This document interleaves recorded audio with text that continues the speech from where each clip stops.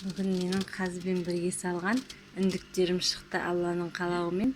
Міне 1, 2, 3, 4-еуі жарып тұр, 3-еуі пока тұр. Қалғандары қаздар. Қаздар енді бұдан 1-2 күн кейін шығады. Бұйырса, қорқып едім, екеуі бірге шыға алмай қала ма деп міне жерге светтің астына қойып қойдым үндіктерімді.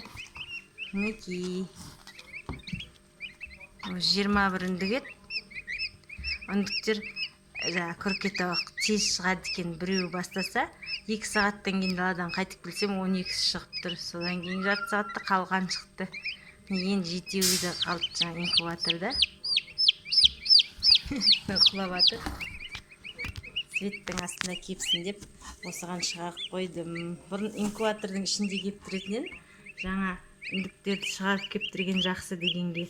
Біреуі жұмыртқада ең бірінші тестіде ұзағырақ тұрып еді.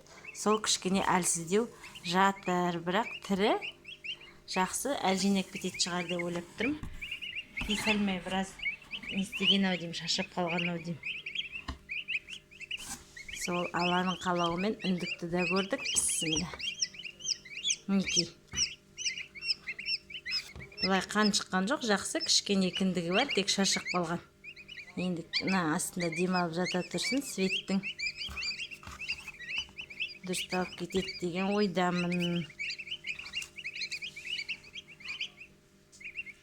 Ал бұйырса қалған шыққан кезде тағы бір көреміз.